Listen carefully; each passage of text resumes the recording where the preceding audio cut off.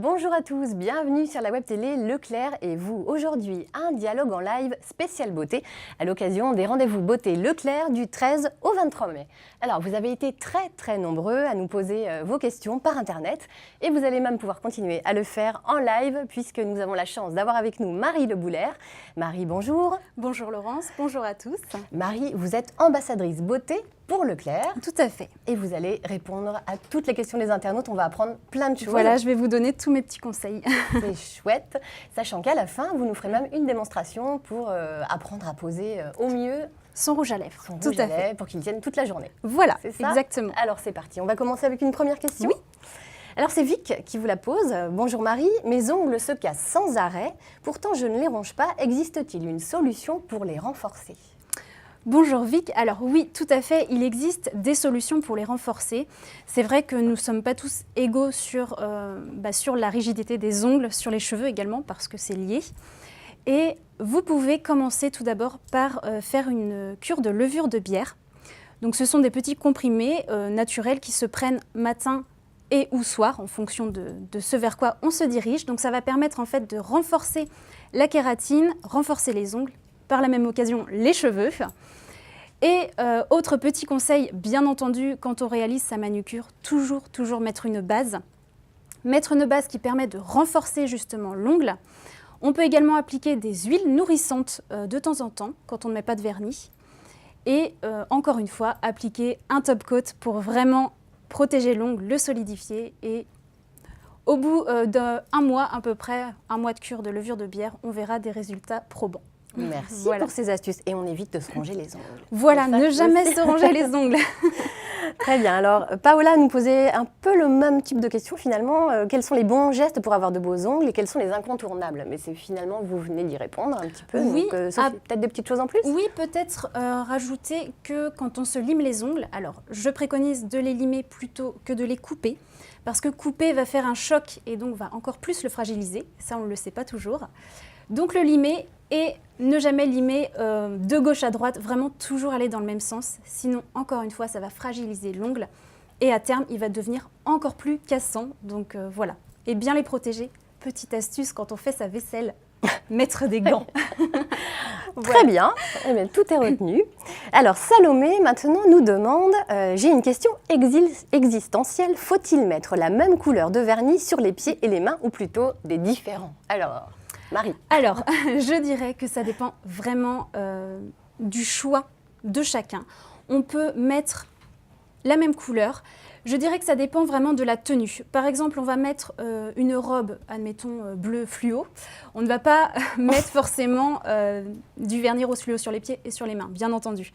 On risque de tomber dans le too much. Voilà. Voilà. Après, si on est habillé vraiment de façon sobre, vous pouvez vous permettre absolument tout. Il n'y a pas de règle, c'est vraiment chacun fait comme il le ressent et chacun fait en fonction de sa tenue et de ce qui s'associe le mieux.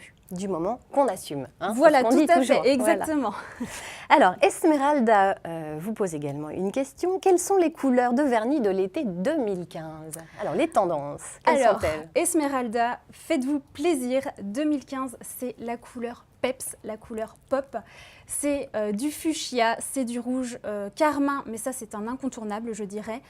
C'est du corail, vert, bleu. On n'hésite pas à aller dans le fluo, on n'hésite pas à aller dans vraiment la couleur. Et c'est ce qui va être tendance cet été, associé à une petite robe toute mignonne. C'est parfait. C'est la petite touche. Je vois ça. Donc on ose en fait cet été. On ose tout. Surtout, on ose. D'accord, très bien. Alors Sissi maintenant nous dit « Hello Marie, as-tu des idées de nail art faciles à réaliser ? Je trouve ça super joli, mais je ne suis pas experte. » Alors je vous laisse traduire déjà, nail art. Alors nail art, on entend par là des petites décorations sur les ongles ou une petite manucure qui va changer de l'ordinaire. Par exemple, au lieu d'avoir tous les ongles corail, on va avoir des formes géométriques sur les ongles, corail et bleu, par exemple. Donc, oui, il y a des astuces. Nous ne sommes pas obligés d'être experts en nail art dans tous les cas. On peut se débrouiller. Vous pouvez trouver des... Alors, ça s'appelle des Dotting Tools. Il va falloir traduire. Voilà. C'est comme un petit crayon qui a une petite boule au bout, qui permet de prélever le vernis et de venir faire des petits pois sur l'ongle. D'accord. Voilà. Donc on peut tout simplement de base, vous mettez votre vernis blanc, Mhm. tout simple, et vous venez prendre un vernis, par exemple jaune, ça va être assez tendance également, jaune pastel. Vous prélevez avec votre petite boule et vous venez faire des pois sur vos ongles. C'est vraiment tout simple à faire.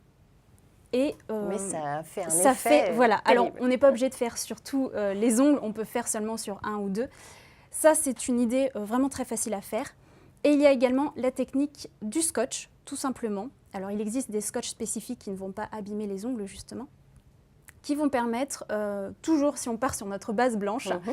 vous posez votre scotch de manière à créer des formes géométriques, tout simplement, et vous venez appliquer votre deuxième vernis à ongles par-dessus. Vous retirez le scotch. Toujours retirer quand le vernis vient d'être posé. Si c'est sec, on va tout enlever. Ça va être une catastrophe. D'accord, on est prévenu comme Et ça. voilà, c'est vraiment, et toujours finir par un top coat, bien entendu. Mais ce sont des idées de nail art vraiment très très simples, réalisables avec peu de matériel et qui ont toujours leur petit effet. Très bien. Voilà. Et bien avec ça, on est au top. Alors, Popo maintenant nous demande comment se faire les ongles sans déborder. Marie, des astuces parce que ça c'est quand même la question. Effectivement. Alors, se faire des ongles sans déborder, je dirais déjà, quand on applique son vernis, prendre très peu de matière sur le pinceau. Il faut mieux mettre 2 à 3 petites couches toutes fines que de faire trop de vernis d'un coup. C'est le meilleur moyen pour déborder. Ensuite, il existe des stylos correcteurs, c'est-à-dire ce sont des stylos en fait, qui ont une mine imbibée de dissolvant. Donc, si on a débordé, ce n'est pas grave. Il suffit de venir avec son stylo colorié, on va dire le pourtour de l'ongle, et ça va enlever le vernis qui a débordé. Donc voilà, il faut vraiment de la patience. Il faut y aller tout doucement, il ne faut pas se précipiter. Voilà, donc on le fait quand on a un grand moment de calme, Voilà, avec une petite musique. Et tout à fait. voilà, hein. Le moment idéal, je Oui. dirais, si c'est possible, c'est en général le soir, devant la télé ou en lisant un livre, parce que voilà, on a le temps que le vernis sèche, donc c'est le meilleur moment. Ça sent le vécu. Oui. D'accord.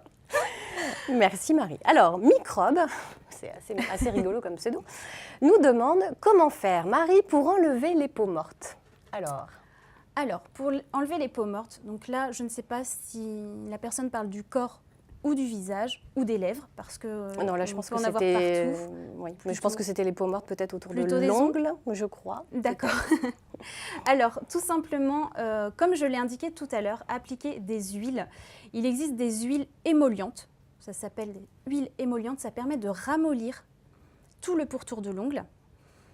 Une fois qu'on a appliqué cette huile, on vient masser, toujours en délicatesse, et on vient pousser, alors soit avec votre ongle, légèrement pousser les petites peaux, soit avec un petit bâtonnet de buis, donc les petits bâtons de bois qu'on trouve un peu partout. Et une fois que la peau est dégagée, surtout, on ne l'arrache pas. Ah oui, parce que C'est alors là, voilà, c'est le meilleur moyen pour tout infecter et pour faire des catastrophes. Et on vient avec une petite pince, alors ça peut être un tout petit coupe-ongle ou un petit ciseau, juste couper la peau, tout simplement. d'accord. Et très voilà, appliquer régulièrement un soin. bien. Parfait, merci. Alors, désormais, une question qui va concerner plus la peau, D'accord. au sens pur du terme. Alors, Popo du 40 vous demande « J'ai une peau mixte à tendance acnéique, j'ai 58 ans, et dès que viennent les chaleurs, je ne sais plus quoi mettre sur mon visage car je transpire. Et il devient donc très brillant. Je D'accord. cherche un produit léger, anti-UV et qui ne tourne pas. Avez-vous le produit magique? Une idée? Alors, ce que je pourrais conseiller, parce que c'est vrai que là, ça regroupe quand même beaucoup de critères. Oui, énormément. Mais il existe de nombreuses bases qu'on peut mettre avant le maquillage. Alors, il y a quelques temps, les bases faisaient un petit peu peur. Elles ont beaucoup évolué. Maintenant, il y a beaucoup de bases qui vont matifier notamment la zone T, donc front, nez et menton, qui vont empêcher de briller dans la journée.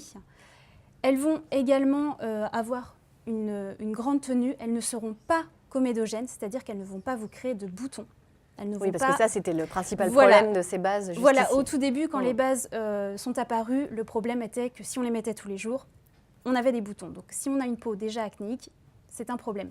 Maintenant, vous pouvez trouver des bases qui correspondent tout à fait à votre type de peau, qu'elles soient sèches, grasses, acnéiques. De plus en plus de produits ont des protections solaires. Pour la personne, je conseillerais plutôt donc, de partir sur une base matifiante et d'appliquer un produit teint ensuite qui contient un SPF, protection solaire, pour se protéger du soleil Et le combo base plus fond de teint, ça ne coulera pas. Protection du soleil, teint matifié tout simplement. Donc, en deux produits, on va dire. Voilà, en deux produits. Vous vous rendez compte ? On a tout ce qu'il faut. Elle a réponse à tout. Qu'est-ce que vous voulez ?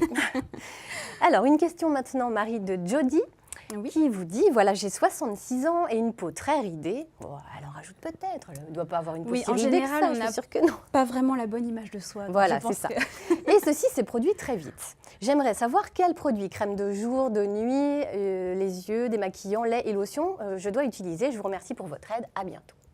Vous allez l'aider, je suis sûre. Je vais faire de mon mieux. Alors, ce que je peux conseiller, déjà, point très important, et ceci pour tout type de peau, c'est de se diriger vers une gamme complète.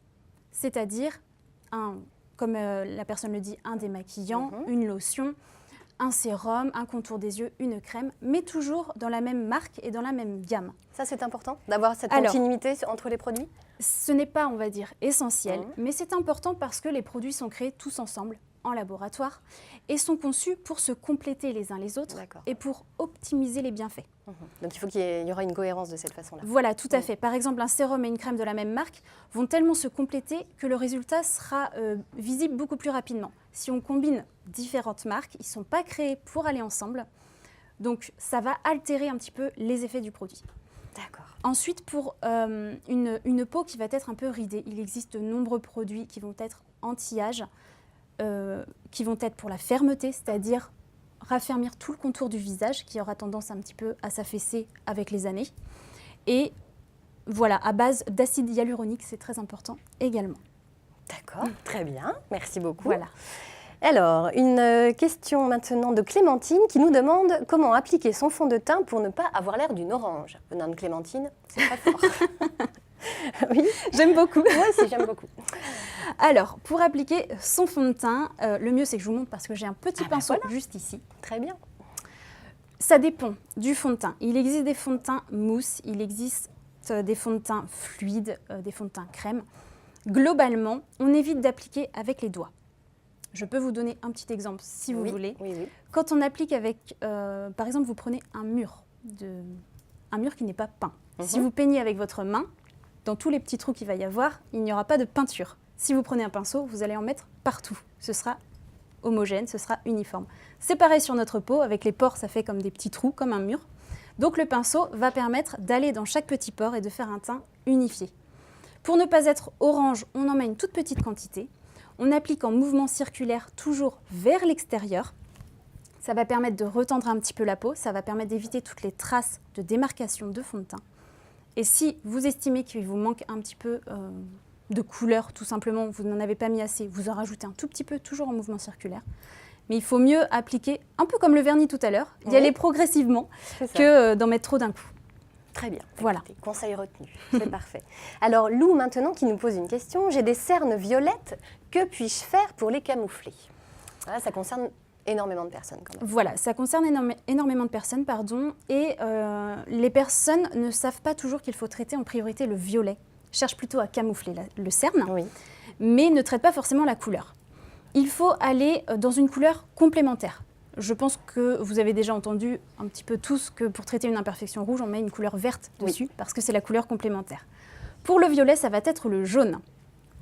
Donc, pour traiter des cernes violettes, on va appliquer un anti-cerne qui a des sous-tons jaunes, tout simplement.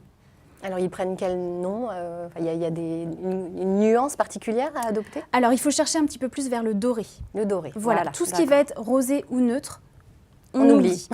Voilà. Alors, on oublie pour traiter le violet, parce que quand on a une carnation plutôt rosée, par exemple comme moi, comme vous, le jaune, en fait, en quelque sorte, va jurer. Ça va faire trop maquiller. Donc, si vraiment ça ne correspond pas à notre carnation, on va rajouter un anti-cerne, celui qu'on a l'habitude de mettre, par-dessus le jaune pour avoir la bonne teinte.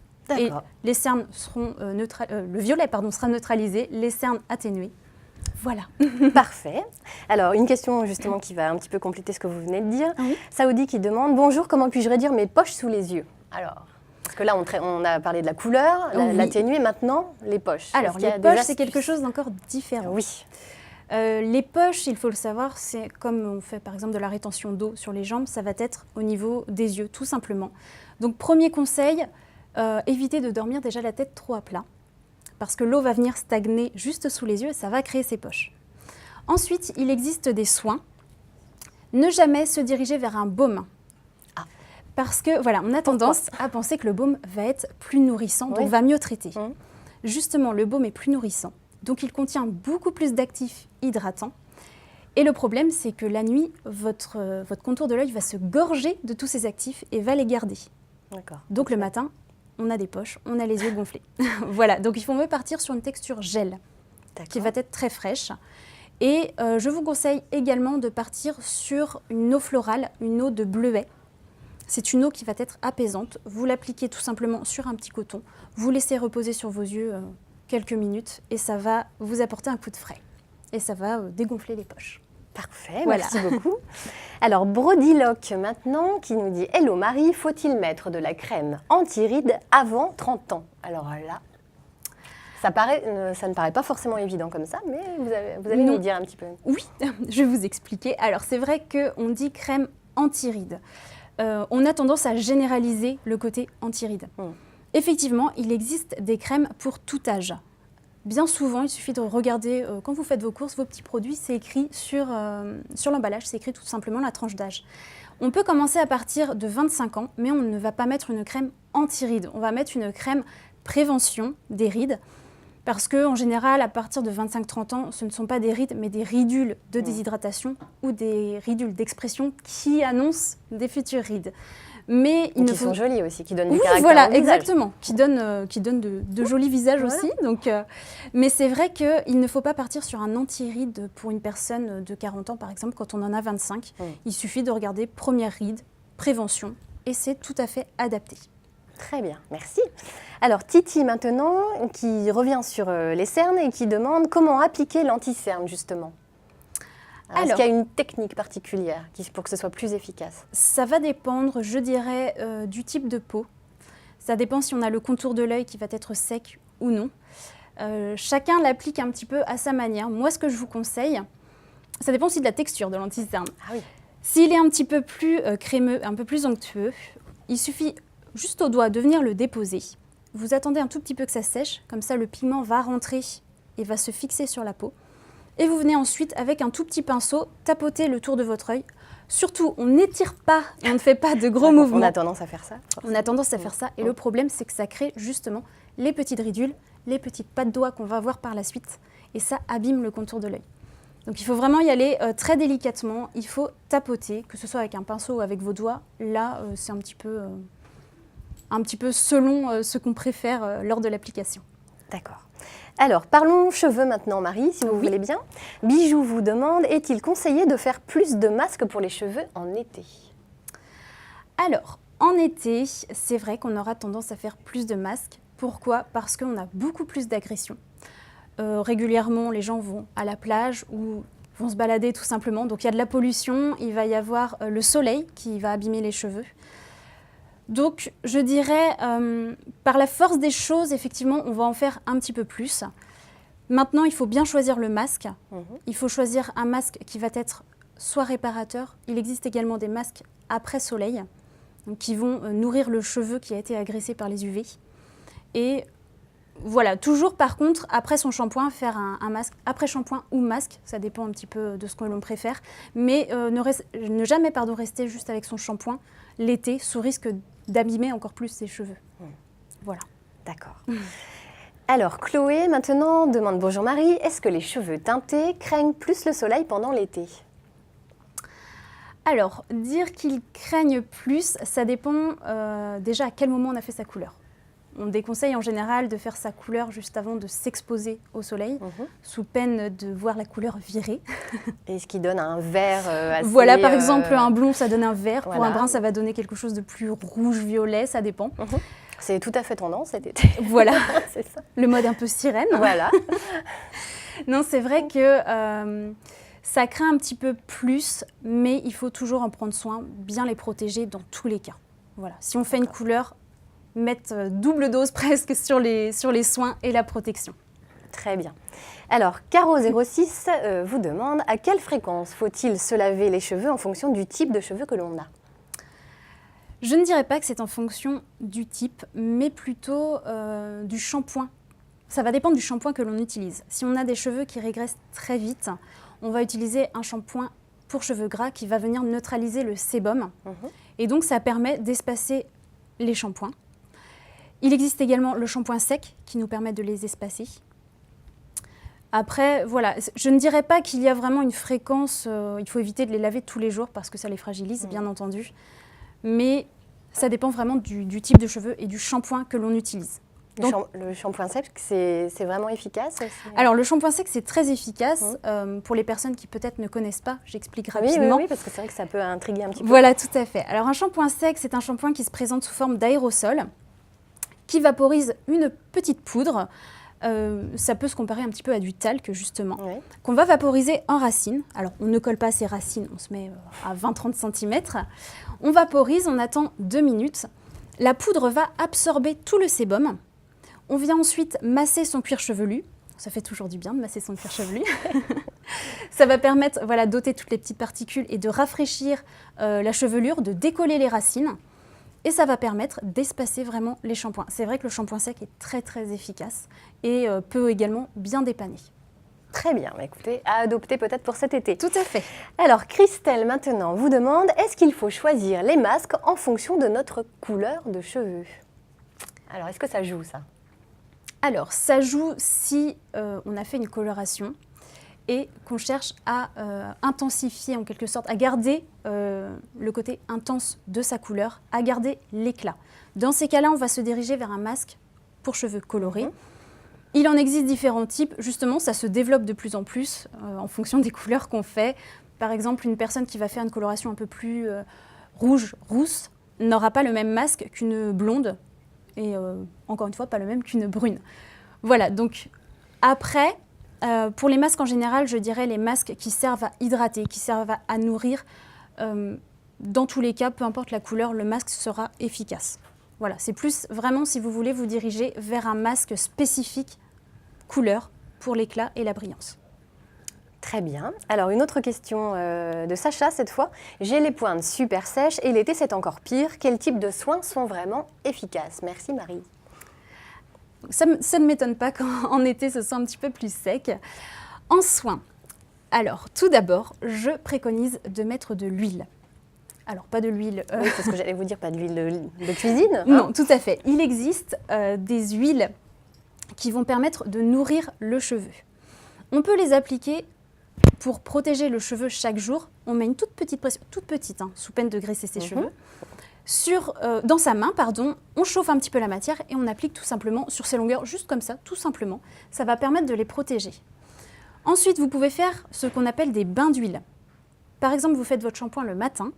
Le soir, vous allez appliquer de l'huile dans vos cheveux, mais en très grande quantité, c'est-à-dire que vous ne sortez pas après parce que ça vous fait les cheveux bien gras. Oui. Vous laissez poser toute la nuit. Avec une serviette Avec une autour. serviette, voilà, tout à fait. Après, il existe des huiles qui seront un petit peu plus sèches, mais destinées aux cheveux et qui ne vont pas tacher les draps ou qui ne vont pas en mettre partout. Et le matin, vous réalisez alors 2 shampoings. Un premier pour ôter toute l'huile, ôter les petites traces.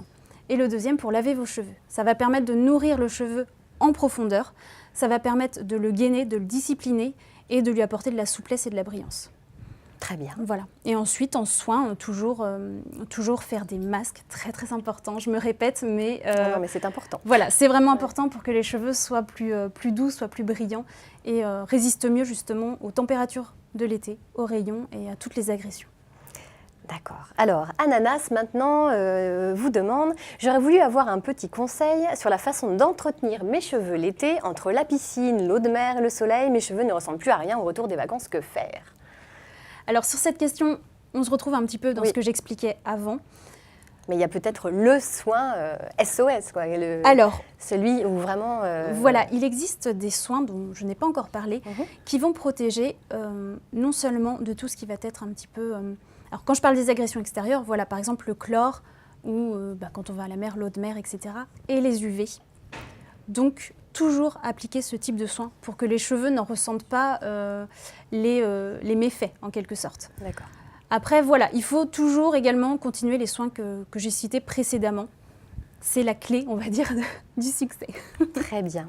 On a bien retenu vos conseils, il n'y a pas de problème. Alors ensuite, Jess qui demande des conseils pour choisir et poser une coloration correctement. C'est la première fois que je tenterai. Alors attention, il faut lui donner des bons conseils parce que là, sinon après, dites-nous. Alors pour une coloration, encore une fois, ça dépend vraiment de la texture de la coloration. Il existe des colorations qui vont se trouver sous forme de crème. Il existe des colorations sous forme de mousse qui vont être en quelque sorte les plus simples à appliquer. Parce que c'est comme un shampoing, on prend sa mousse et on se shampouine les cheveux et on laisse poser par la suite. Ça va dépendre aussi de la couleur. Moi, le meilleur conseil que je puisse donner, c'est vraiment de suivre toutes les instructions. Respecter les temps de pause. Surtout. Voilà, surtout respecter les temps de pause. C'est très très important pour que ça ne vire pas. Et après, on s'en sort comme il faut si on suit bien toutes les instructions. Et après, on recommence. Voilà, régulièrement. Voilà. Tout à fait. Alors, une question de Joyce. Bonjour, je suis victime de la cellulite. Que faire? Ça, c'est quelque chose qui concerne énormément de personnes. C'est quelque chose qui concerne à peu près tout le monde. Voilà. Il me semble qu'il n'y ait que 5% de femmes qui n'aient pas de cellulite. Donc, ça rassure. Ah bah oui, voilà, on est toutes dans le même cas. Ouais. Alors, pour lutter contre la cellulite, très important, je pense que je vais répéter beaucoup de choses, mais l'alimentation. Manger varié, manger équilibré, faire du sport, très important. Et ensuite appliquer des soins. Donc il existe beaucoup d'huiles anticellulite, des huiles sèches qui vont permettre de s'habiller juste après. Et je conseille de les appliquer en palpé roulé. Ça va faire un massage. Donc on vient prendre la peau de sa cuisse et on roule tout simplement. Ça va permettre de masser et de déloger la cellulite. Donc vraiment suivre les massages et surtout être très très régulier. Si on le fait une fois tous les 3 mois, ça ne va pas fonctionner. Donc vraiment être très régulier et donc c'est une bien discipline de chaque jour en fait, c'est ça? Exactement. D'accord, très bien. Il faut avoir le courage, c'est tout, mais ça vaut le coup sans doute. Voilà, tout à fait, ça vaut le coup. Alors Solange, 52, vous demande « Bonjour Marie, mon mari a la peau très sèche, surtout autour du nez et sur le front. Connais-tu de bons remèdes beauté pour les peaux d'hommes? Merci. » Alors pour les peaux d'hommes, il existe des gammes spécifiques qui elles aussi vont faire des sérums, des crèmes, des contours des yeux, qui vont vraiment être complètes. Ensuite, pour un homme, c'est un petit peu le même principe que pour une femme. Il faut se gommer la peau une fois par semaine. Il faut faire un masque hydratant une fois par semaine également. C'est la même chose. Voilà, madame peut conseiller ses petits soins à monsieur, mais avec sa propre gamme à lui. C'est ça, monsieur n'a pas à piquer dans les soins de madame. Voilà, chose très désagréable souvent. Oui, c'est très très énervant. Non, il existe vraiment des gammes complètes pour hommes et plus ça va, plus elles se développent. Donc vraiment, l'homme a de quoi trouver son bonheur au complet. Parfait. Alors, Sévrac maintenant qui demande « Bonjour, j'ai 60 ans, pouvez-vous me donner quelques conseils sur le maquillage des yeux, les choses à faire ou à éviter? Merci. » Oui. Alors, à 60 ans, alors ce n'est pas du tout méchant ce que je vais dire, c'est pour tout le monde. Quand on prend des années, en général, on a un petit affaissement de la paupière. Ce n'est pas disgracieux ou autre, mais il faut adapter son maquillage, bien entendu. Donc ce que je conseille, c'est de ne pas trop insister sur la zone externe de l'œil, c'est-à-dire juste le coin externe tout simplement de la paupière, parce que si on met une couleur trop foncée, cela risque de ternir le regard. D'alourdir. Voilà, d'alourdir, tout à fait. Je vous conseille de mettre des couleurs un peu plus, je dirais, taupe, marronné taupe, relativement claires, légèrement sur l'extérieur et dans le creux de l'œil. Donc le creux de l'œil, c'est ce qu'on a... Voilà, c'est la jonction entre la paupière mobile et la paupière fixe. D'accord.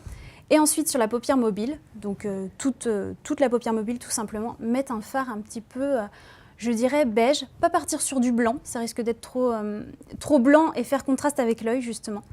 Du beige, ça va être très raffiné, très sophistiqué. Pas de paillettes, parce que arrivé à un certain âge, les paillettes, ça peut faire too much. Mais quand je dis à un certain âge... je veux dire, même ça dépend vraiment des maquillages, quoi. Même à 35-40 ans, parfois, ça ne peut pas correspondre. Et par contre, du fard satiné. C'est très joli, c'est très lumineux. Ça va agrandir le regard, ça va donner un regard pétillant, tout simplement. Donc vraiment, des couleurs neutres. Et après, pourquoi pas s'éclater sur le rouge à lèvres. On y reviendra tout à l'heure, voilà. Justement. Allez, une petite question cils. Victoria nous demande « J'ai des cils très longs et épais, quel type de mascara me conseillez-vous et comment bien l'appliquer ?» Alors, long et épais. Oui.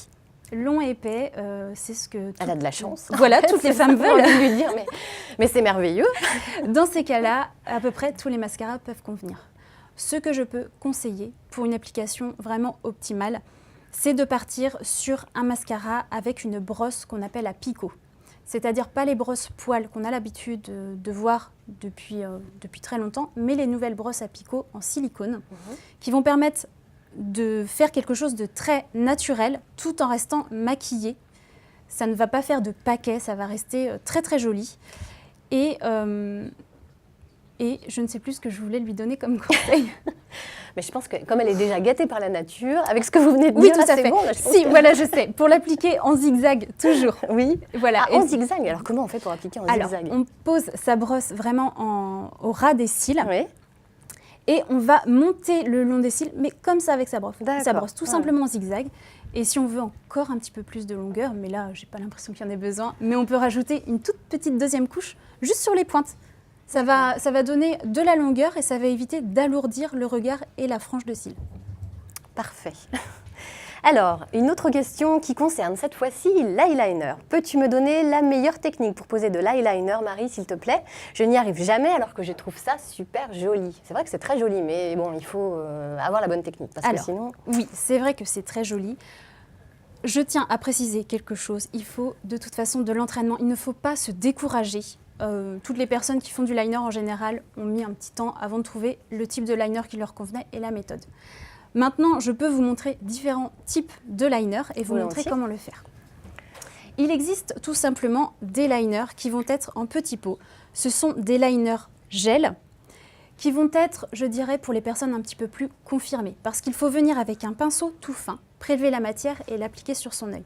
Donc c'est à nous de vraiment tracer, de former le pinceau. C'est un petit peu plus compliqué, je dirais, pour des premiers liners. Faut être un peu artiste, quoi, dans cette version-là. Voilà, ou faut oser, quoi, tout simplement. Il ne faut pas avoir peur des gros liners. Voilà, d'accord. Ensuite, il existe des crayons, tout simplement, qu'on appelle crayons un petit peu colle. On peut l'appliquer grossièrement sur le ras de cils. On n'est pas obligé de faire quelque chose de très délimité. Et après, avec un pinceau tout fin, vraiment, on vient estomper, on repasse sur le trait et comme si on coloriait un petit peu ou qu'on gommait un petit peu la couleur, ça va faire un joli liner. Et enfin, ma petite méthode, c'est avec le liner feutre, donc qui se présente comme ceci, qui a une mine. Et moi, ce que je fais, c'est que je pars du coin interne de l'œil et je vais venir non pas tirer un trait, souvent c'est ce qu'on voit, moi je viens poser tout simplement sur mon ras de cils et je tapote comme ceci. Alors là, ça permet de tracer un liner qui va être en continu et qui ne va pas déborder parce que souvent quand on tire un trait, hop, on part sur le côté et c'est un petit peu plus... on n'a pas le liner qu'on voulait. Ensuite, donc moi je fais ça, je trace, je vais jusqu'au milieu de l'œil à peu près. Ensuite, je viens au coin externe, je trace ma petite virgule, tout simplement, hop. Je viens rejoindre les deux extrémités et après je colorie l'intérieur. Wow. Donc ça dépend des gens si on veut une grosse virgule ou un liner vraiment très fin, mais je conseille fortement de tapoter. C'est la petite astuce qui permet de ne pas déborder. Parfait, on va tous essayer, toutes maintenant. D'ailleurs, ça rejoint un petit peu la question de Sylvie qui demande comment bien appliquer son eyeliner pour qu'il tienne sans baver toute la journée. Bon, je crois que vous nous avez donné quelques astuces. Voilà, tout à fait. Et si je peux conseiller, oui, de partir sur des formules de liner qui vont être soit waterproof, donc qui vont résister aux larmes, qui vont résister à l'eau, soit des crayons, si on veut partir sur un crayon, des crayons qui vont avoir une mine pas trop grasse, parce qu'une mine grasse aura tendance à couler un petit peu plus. Donc voilà, c'est ce que je peux lui conseiller. Très bien. Alors, nous allons maintenant parler de crème. Mathilde vous demande quelle est la différence entre les CC crèmes et les bébé crèmes. À quel moment les appliquer? Alors, la bébé crème va permettre de corriger en fait le teint, de camoufler un petit peu les petites imperfections, mais ça va rester très très léger. La bébé crème aura une couleur que la CC crème régulièrement n'a pas de couleur ou une couleur encore moins visible que la bébé crème. Et là, elle va jouer beaucoup plus sur le camouflage des petites rougeurs, des imperfections, que la bébé crème va donner un côté flouté au visage. On peut cumuler la CC crème et la bébé crème. Sans risquer de trop graisser sa peau? Non? Non, pas forcément. Alors, c'est sûr qu'une peau vraiment très grasse évitera de faire cette méthode. Ou alors, elle peut, si elle veut associer les deux, elle n'est pas obligée de tout mettre tout entier sur le visage. Elle peut mettre sur la zone T et sur les joues 2 produits différents. Autrement, si on a une peau sèche et qu'on veut mettre de la bébé crème, je conseille de mettre une crème hydratante au préalable. La bébé crème aura ce côté hydratant, mais pour les peaux sèches, ce ne sera pas assez fort. Très bien. Alors, Naninou demande maintenant quelle est la différence entre un nettoyant et un démaquillant. Alors, ça paraît simple comme ça, mais en fait, ça ne l'est pas tant que ça. Eh bien, c'est une question très très pertinente, oui. je trouve, parce qu'on entend beaucoup de personnes qui ne se nettoient pas le visage parce qu'elles se sont démaquillées. Voilà. Or, ce n'est pas bien du tout. C'est mal, même. Voilà. Effectivement, le démaquillant va permettre d'ôter toutes les particules de maquillage, donc toutes les petites couleurs qu'on a, toute la matière qu'on a appliquée le matin par-dessus sa crème de jour. Le nettoyant, lui, va permettre de désincruster les pores, de nettoyer, d'enlever les particules de poussière, de pollution, tout ce qu'on ne voit pas forcément à l'œil nu, même en restant chez soi toute la journée. Il faut se nettoyer le soir. Donc jamais de démaquillage sans se nettoyer après. Si on n'est pas maquillé, le nettoyant suffit largement. D'accord. Alors Maddy, justement, demande à quel moment il faut se nettoyer le visage, le matin ou le soir? Voilà. Alors, il faut se nettoyer le visage, dans tous les cas, le soir. Parce que, comme je viens de le dire, toute la journée, on a accumulé de la poussière, de la pollution, qui vont venir boucher les pores, créer des imperfections. Donc vraiment nettoyer son visage tous les soirs. On peut le nettoyer le matin. Ça dépend du type de peau. Moi, je conseille le matin plutôt d'appliquer une petite eau micellaire. Vous mettez de l'eau micellaire sur votre coton. Vous passez sur votre visage. Ça va enlever le petit excès de sébum que l'on peut avoir qui vient la nuit. Ça, c'est tout à fait naturel. La nuit, la peau travaille, donc on a un petit peu de sébum qui apparaît le matin. Ça va rafraîchir le visage et ça va rebooster. Voilà mes petits conseils. L'eau micellaire, c'est vraiment un must-have à avoir dans sa routine. Très bien, écoutez, on va le mettre dans notre armoire. Jeanne-Marie vous demande « Bonjour, j'ai un mal fou à mettre correctement de l'auto-bronzant. Avez-vous un truc efficace pour ne pas avoir de traces ?» Alors ça, c'est oui, c'est vrai que le problème, c'est le défi avec l'auto-bronzant, ne pas avoir de traces. Voilà, beaucoup de personnes laissent un petit peu tomber l'auto-bronzant de peur d'avoir des traces. Ça, voilà. Alors, la base des bases, si je peux me permettre, c'est le gommage. La veille de l'application de l'auto-bronzant, on fait un gommage corporel. On n'oublie surtout pas les coudes et les genoux parce que la peau est un petit peu plus épaisse, un peu plus rugueuse et justement l'auto-bronzant va venir se loger là et faire des traces. Rester, voilà. Donc on assure une peau totalement lisse pour l'auto-bronzant. Ensuite, il existe des auto-bronzants sous format spray qui sont très pratiques pour appliquer seul. On atteint facilement derrière les jambes, le dos, etc. Sans oublier de recoins. Et enfin, si on applique un auto-bronzant crème, voire mousse, je préconise d'utiliser un gant de toilette ou un petit gant, alors pas un gant de crin, mais un gant très doux qui va permettre justement d'appliquer de manière uniforme. Quand on applique avec ses doigts, on peut le voir également avec la crème solaire, parfois on a des petites traces parce qu'on a oublié des endroits. Pareil pour l'auto-bronzant, avec un gant de toilette, ça va vraiment appliquer de manière uniforme et lisser vraiment l'auto-bronzant sur la peau. Très bien. Alors, Sophia nous demande « Que puis-je faire pour avoir un teint un peu hâlé, sachant que je n'aime pas le fond de teint ?» Alors, quelle est la solution, du coup, pour elle? Solution vraiment toute simple, c'est la terre de soleil. La terre de soleil qu'on appelle aussi bronzer, que l'on peut mettre sans mettre de fond de teint forcément. C'est quelque chose qui va juste réchauffer le teint. Je conseille de l'appliquer en forme de 3. C'est-à-dire, on prend son pinceau, on peut prendre un petit pinceau un petit peu plus épais, on prend sa poudre de soleil et on vient former un 3. Je vous le montre, comme ça ce sera plus simple. On part du haut du front sur le bombé, on descend au niveau de la joue, du creux de joue, et on revient sur la mâchoire. C'est-à-dire que ce sont les zones qui vont prendre le soleil naturellement. Donc là, on vient tricher en quelque sorte, on vient se donner ce petit côté hâlé, et la poudre ne va pas étouffer le visage, donc c'est l'avantage d'utiliser ce type de produit. D'accord. Voilà, astuce à retenir donc. Santi, Marie vous demande « Quels soins de la peau préconises-tu pour préparer l'été? Ma peau a tendance à être sèche. » Pour préparer l'été, alors pour une peau sèche, tout simplement, on peut... Alors ça dépend si on cherche à la préparer pour bronzer. Dans ces cas-là, on peut prendre, on a des crèmes spécifiques peau sèche qui vont préparer au bronzage, tout simplement, continuer à hydrater et préparer la peau à recevoir un bronzage en quelque sorte. Et sinon, pas forcément changer beaucoup de choses, peut-être plus adapter les textures de ces produits. Une peau sèche, peu importe la saison, aura besoin d'hydratation. Donc, on reste dans ses routines habituelles. Et comme je vous disais tout à l'heure, l'eau florale est très préconisée. Par exemple, une eau florale de rose, non seulement ça sent bon, ça rafraîchit et ça prépare la peau à recevoir le reste et à préparer contre les agressions extérieures. D'accord, très bien. Alors, une question de Magda maintenant. Le maquillage, quand les températures dépassent les 35 degrés, je vais en Andalousie cet été, chanceuse, faut-il éviter? Effectivement, alors quand il fait très très chaud, est-ce que le maquillage a tendance à virer? Ou est-ce qu'il y a des astuces pour faire en sorte que ça n'arrive pas? Alors, ça dépend justement du type de maquillage que l'on va utiliser. Dans ces cas-là, je conseille d'utiliser des formules waterproof. Alors, si on part sur le fond de teint, peut-être utiliser davantage un fond de teint poudre. Comme il n'y a pas cette texture liquide, ça va moins couler. Partir sur les bases, comme je l'ai dit tout à l'heure, très important.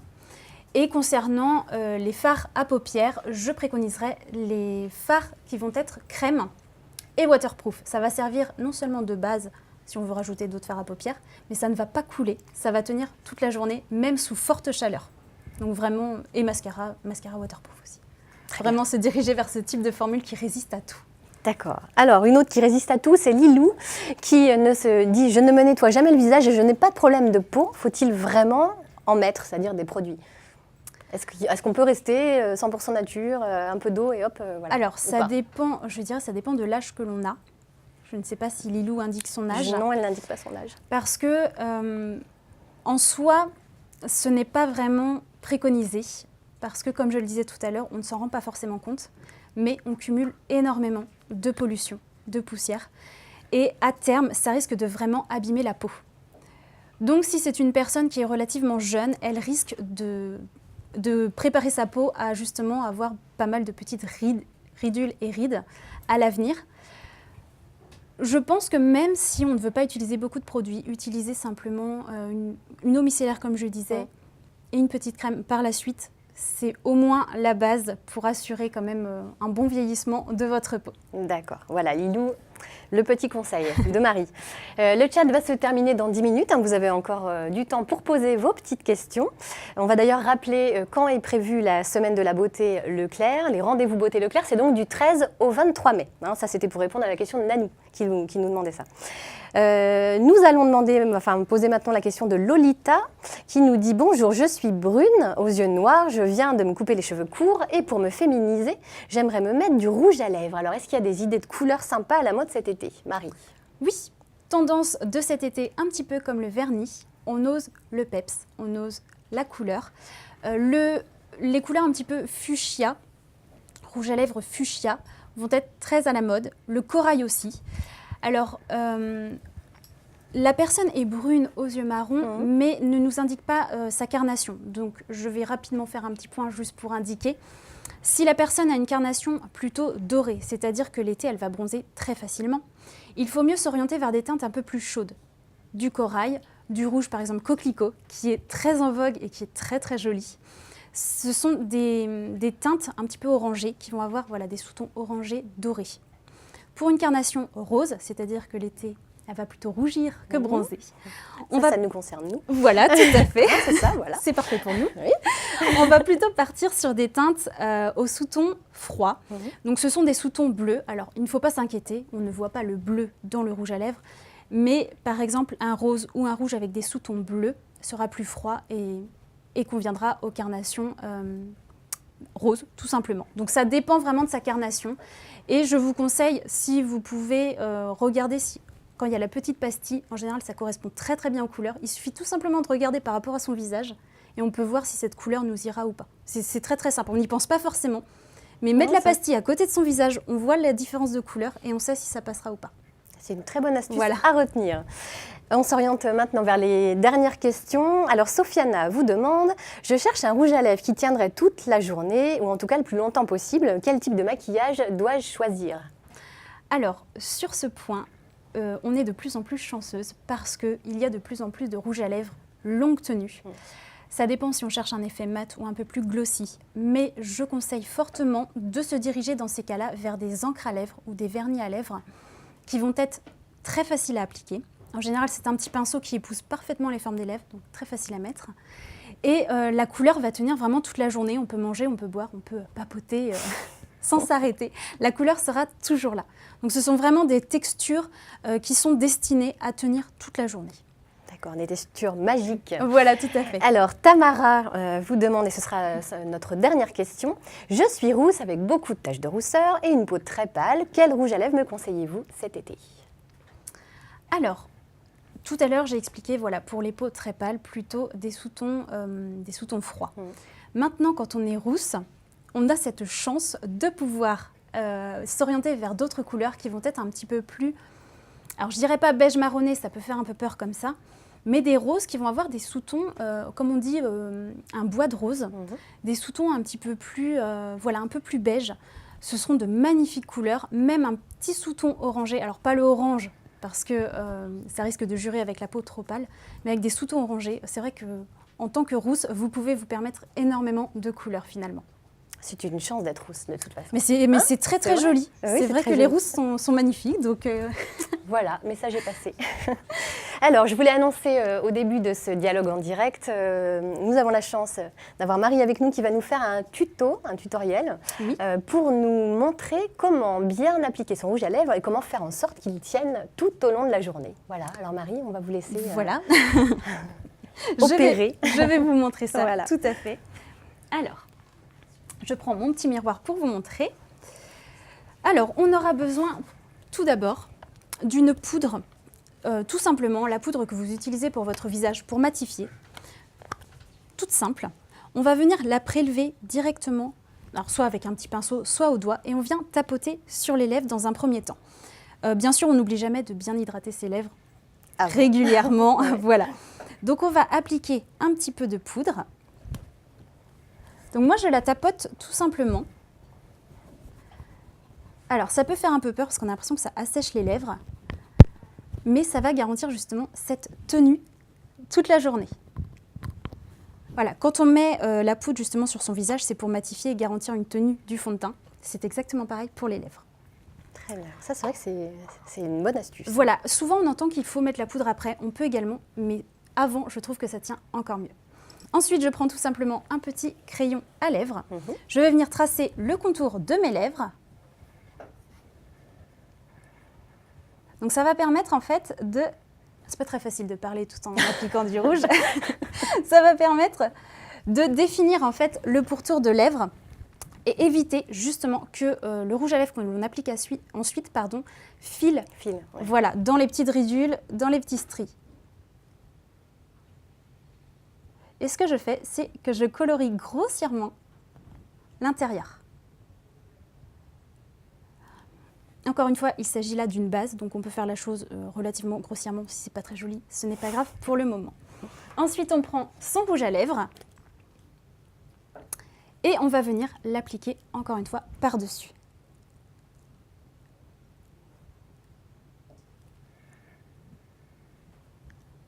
À cette étape-là, soit on s'arrête ici, soit on peut tout simplement presser ses lèvres dans un petit mouchoir. Ça va permettre d'ôter l'excédent, ça va permettre de fixer la couche qu'on a mis. On peut remettre une couche de rouge à lèvres par-dessus si on le souhaite. Et moi, ce que j'aime faire, c'est que je vais prendre un petit gloss. Ça c'est l'astuce, la touche finale. Voilà, mais je ne vais pas l'appliquer partout. Alors là, c'est ça la petite, c'est ça que, voilà, j'aime bien faire ça, je trouve que ça change un petit peu. C'est-à-dire que je prends un gloss qui va être très brillant, très pailleté. Je ne vais pas l'appliquer sur toute la lèvre, mais simplement au centre. Ça va donner un point lumineux et ça va permettre malgré tout de bien fixer tout le reste du rouge à lèvres parce qu'au niveau des commissures, etc., ça ne bougera pas. Donc je mets juste au centre.